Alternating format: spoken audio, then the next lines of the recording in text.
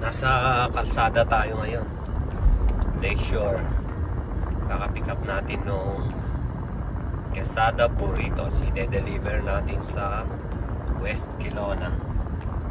Mainit pa rin ang panahon, pero hindi na masyado, mga nasa 26.5 degree. Ang kita naman sa DoorDash yun, depende sa gusto mo kung magkano ang gusto mong kita. Ako at least tina-target kong kita sa isang araw net income ay $200. So para makuha ko yung $200, kailangan makagross ako ng mga 250. So kahit ilang oras basta makuha ko yun. Yung DoorDash, yan yung katumbas sa Manila ng GrabFood. Yan, o kaya yung Foodpanda, yung mga delivery food sa Manila. Katulad din yan yung DoorDash dito. So, dito yung de-deliveran. Medyo sa West Kelowna ito banda. Yan. Parang ano to? Company. Business. I-deliver natin.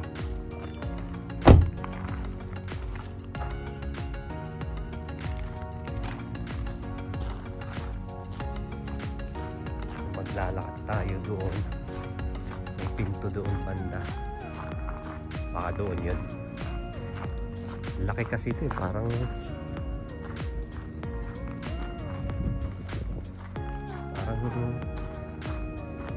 factory.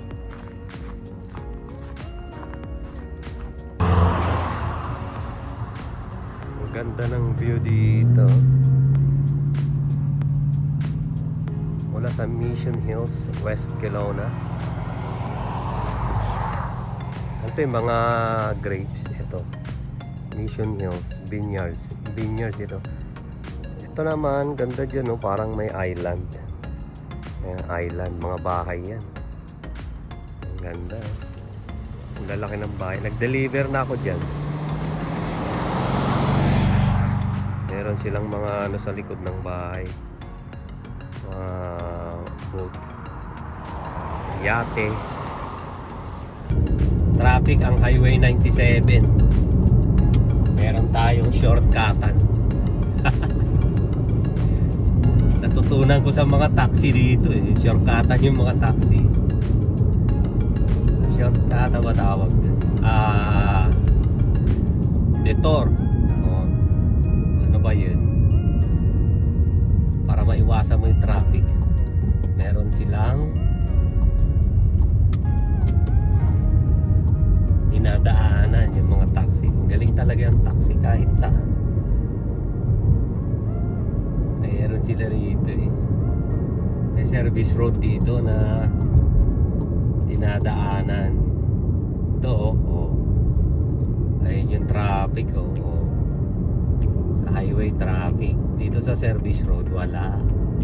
Ayan oh. Linis ang service road.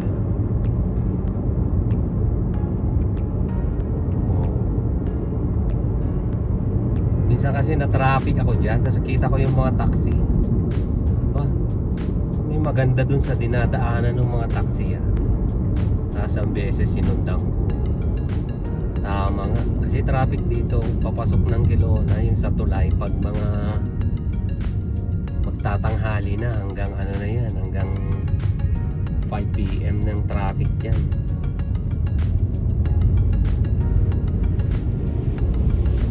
Dito sa service road, ayan, dadalawa lang kami yan. Traffic sila dyan sa highway.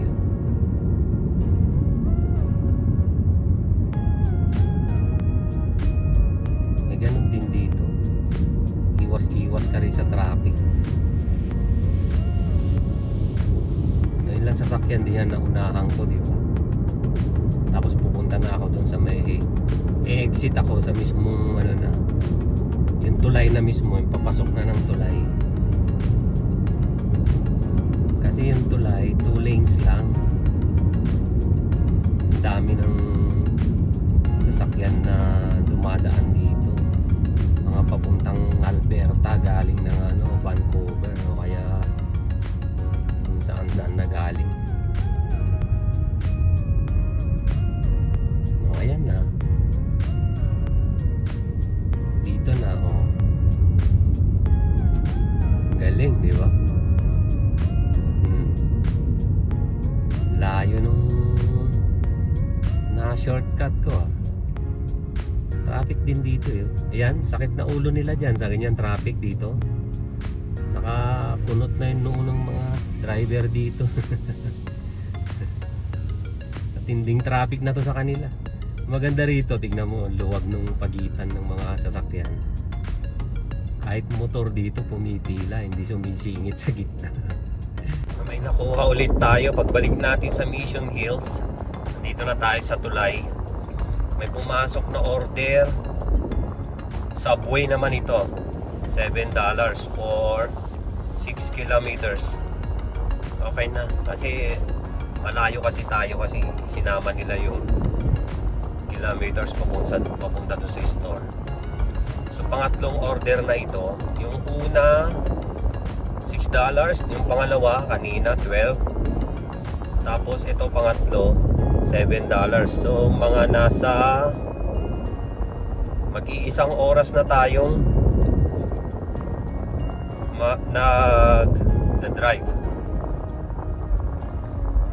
So pick up natin to sa subway.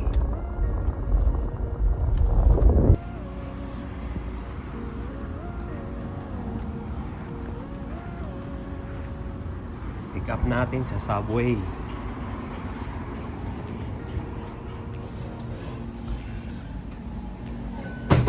Hi. DoorDash for Kelsey.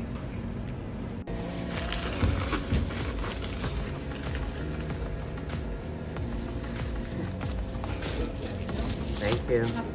You too. Thank you.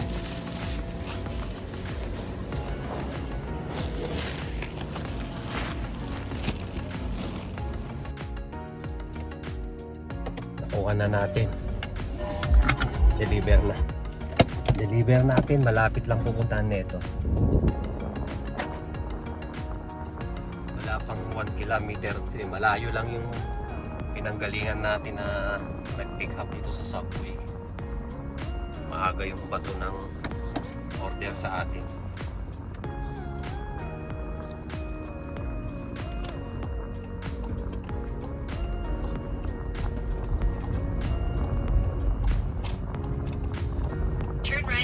Street, then turn left onto KLO Road. Ay, ibon. Yes. Daming rito eh, parang mga pugo. Tumatawid-tawid sa kalsada. Turn left onto KLO Road. So kaka-deliver lang ng pangatlo. Nag-aantay tayo ulit ngayon ng booking. Tumunog yung cellphone natin. Ibig sabihin may nag-book na naman. Mag-aantay tayo. Ayan, tumunog. So meron tayong McDonald's. Accept natin ito. Ayan. Accept. Head southeast, then turn right. Naman $11.50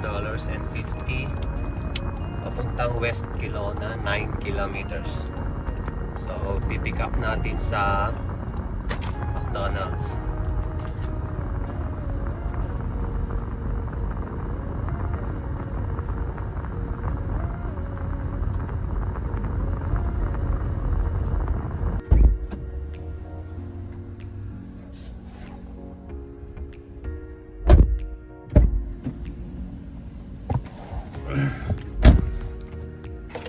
Na-pick up na natin yung McDonald's. So kailangan lang pag naka-pick up ka na, i-confirm mo. Ayan. Dito sa McDonald's, pag nag-pick up ka, sasabihin mo sa counter yung order number. Ayan. Hindi yung pangalan. Pag ibang katulad kanina sa Subway o ibang restaurant, pangalan yung sinasabi. So yan, tapos click mo na yung direction. Pupunta na yan Head dun south sa on Lakeshore Road, then Head make a south on U-turn. Lakeshore Road, then address make a ng U-turn. customer. So ito, tatawid tayo doon sa tulay. Tapos sa first exit tayo, turn ng tulay. Campbell Road. Malapit lang yan. So deliver na natin to. Dito sa West Kelowna ulit ito. Kabila ng lake. West ng lake. I-deliver na naman pang-apat. So, tingnan natin kung makailan tayo. Target ko mga 20. At least 20 delivery. Nag-aante ulit tayo. Kaso, nasa ano tayo, labas tayo ng zone. Out of zone tayo. Kaya malamang walang pumasok na order. Init. 29 degrees. 30 na. Mamaya iinit pa mamaya.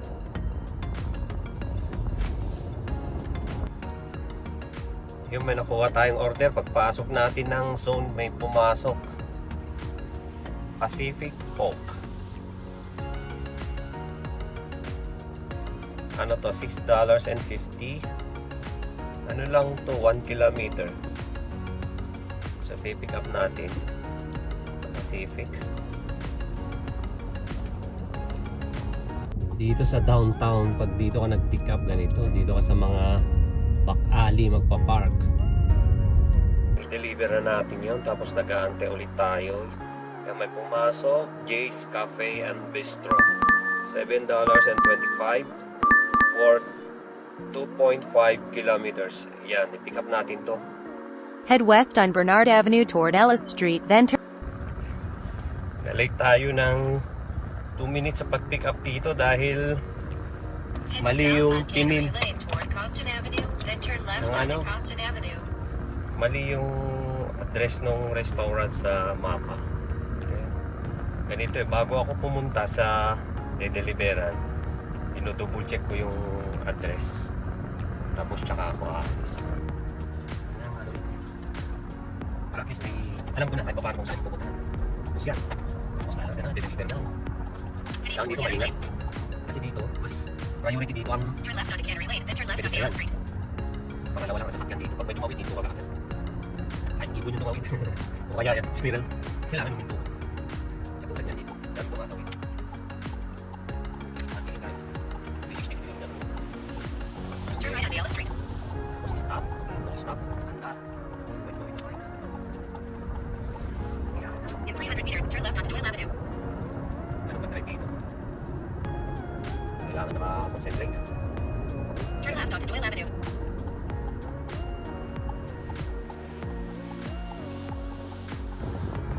Pagka-deliver natin yan, pang-anim na yan, ano? Pang-anim. Nakuha ulit natin yung pang-pito yung sunod. Circle K. 1275. I-accept natin. Punta tayo sa Circle Head K. east on Lawrence Avenue. Tapos pick up natin.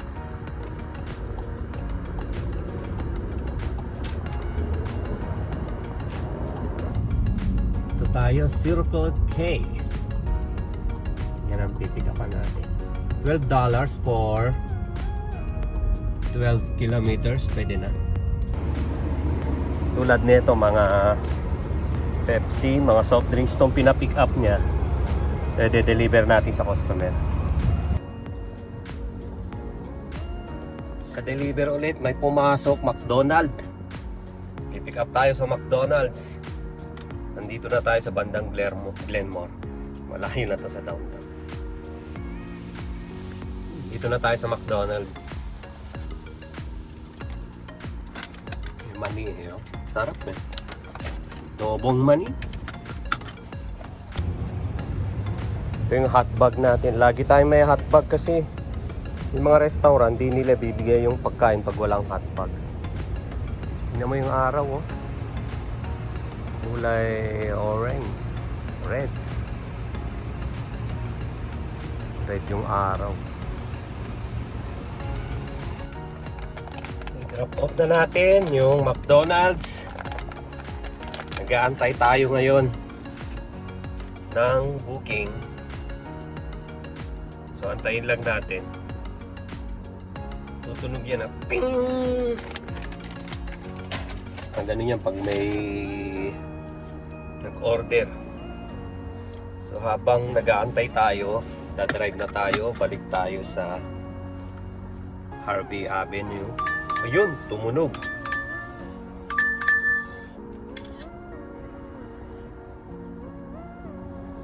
So accept natin ito. Ayan to John Fortune Restaurant. $30, 24 kilometers. Malayo kasi yung pipick upan kaya 24 kilometers. So kunin natin to. Yun. Head north on Glenmore Road. Ito yung pipick upan natin. Fortune Chan Chinese Restaurant. Na-pick up na natin yung Chan Fortune. Chinese yun. De-deliver natin sa West Kelowna. 14 kilometers. Tapos pagka-deliver na ito, break time. So, meron na tayong 2, 3, 4, 5, 4 na oras nun pagka-deliver na ito.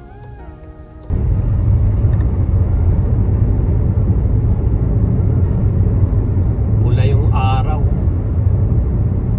Pula yung kulay niya. Naka-4 na oras na tayo.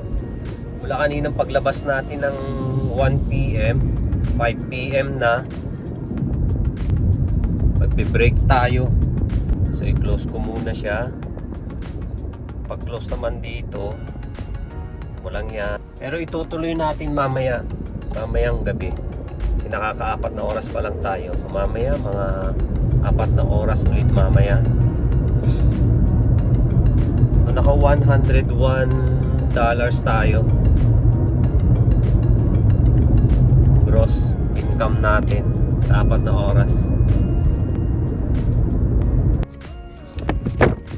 Nag-view ako ng condo na for rent. Tinignan ko na. Sinlawak lang niya yung nilinisan ko noon sa downtown. Mga nasa 30 square meters. So, binigyan ako ng application form. Dito hindi basta-basta eh. Pag magre-rent ka, nagustuhan mo, pipila ka. Sila ang mamimili ng rent ng magre-renta. So pipila pa nito. Ilagay mo yung mga details mo rito, tapos send mo sa email. May email dito na nilagay yun. Send mo doon sa email nila. Tapos pag napili ka, ikaw ang magre-rent dyan sa unit. Tapos nandito yung mga dapat mong malaman. Nandito lahat. Legit na legit. Ayan. Fully furnished siya. Tapos nandun na lahat. May bed na. Dadalhin mo na lang yung mga gamit. Yung mga personal mong gamit. So yun, yung malaking unit na yun. Yan, 5-story. Malapit siya rito, nasa downtown. Maganda yung location. Ang rent naman dyan ay $1,400. 30 square meter, studio type. Kasama na lahat ng mga amenities niya. So yun, ang active time natin kanina. 3 hours and 44 minutes. Dash time 4 hours and 25 minutes. Naka 9 deliveries pala tayo kanina. Ayan, lahat yung delivery natin. Ayan, nakabalik na tayo. Ito na yung second set. Ano na ang oras? 7:48 na ng gabi. Naka-pick up tayo ng unang pick up natin. Shoppers Drug Mart. Ano to, $16.25. Pero ano lang ito, delivery nasa 5 kilometers lang. Ang gagawin naman natin dito, papasok tayo sa Shoppers, tayo yung mag-grocery. 5 items lang itong bibilin natin sa loob.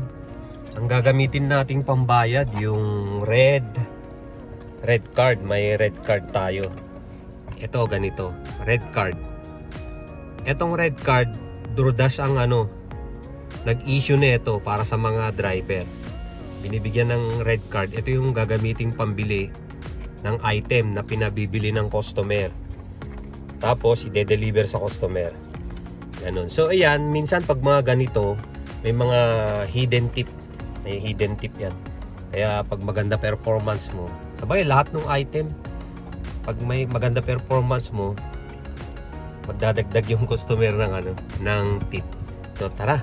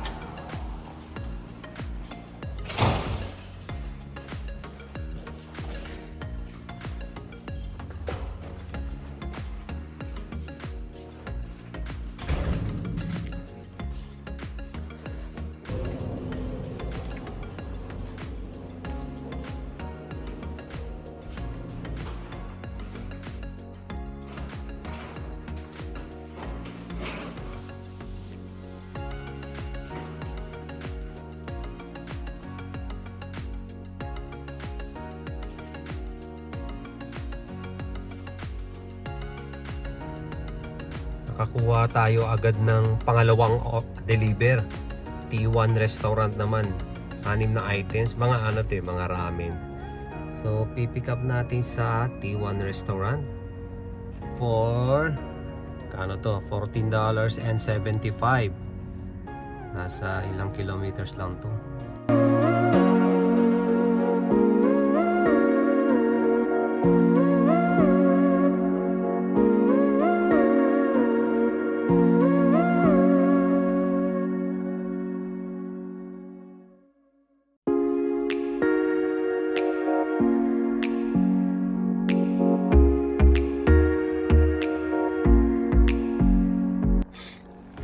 Ayan, natapos na yung pangalawang set ng biyahe natin. Ginabi tayo dun sa pangalawang set kasi hapon tayo lumabas kanina dun sa alauna hanggang alas 5, 2, 3, 4, 5. Tapos paglabas naman natin ngayon, kanina 8 na tayo nag-umpisa. Tapos natapos tayo ng mga 11:40. So, ang dash time natin 3 hours and 58 minutes. Pero yung active time natin ay 3 hours and 19 minutes. Tapos 9 deliveries din. Bale, 18 lahat na deliveries. Di natin nakuha yung 20. Kasi ayan yung mga pangalawang set natin. Ito yung King Tops. Ayan yung mga dineliver natin ngayon. Yan, ito ang kagandahan pag top dasher. Hindi ka nawawalan ng deliver. Bibigyan ka ng bibigyan, halimbawa slow, hindi masyadong busy. Yung mga deliver sa'yo, ikaw yung priority na babatuhan ng app ng deliver. So ang total natin yun, magkano yung kanina, yung unang set, 101 and 54, tapos yung pangalawa 113. So nasa $215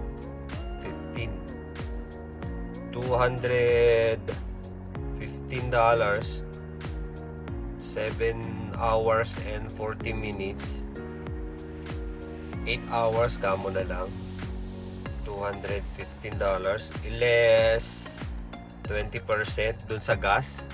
So $40 yung sa gas, mga 160, 175. 175 yung net income ng 8 hours na pagde-deliver. Diyan naglalaro yung income. Yung gross income mo mga nasa 200, minsan 250, minsan nakaka 300. Pag Sunday, malakas pag Sunday. Pag mga weekend, mas malakas siya kaysa weekdays. So yan yung biyahe natin ngayong araw. Isa sa mga maraming biyahe araw-araw. So ngayon yung isa. Ang oras na ngayon, alas 12 na ng gabi. That's good. Ang dilim, pauwi. Last light tayo.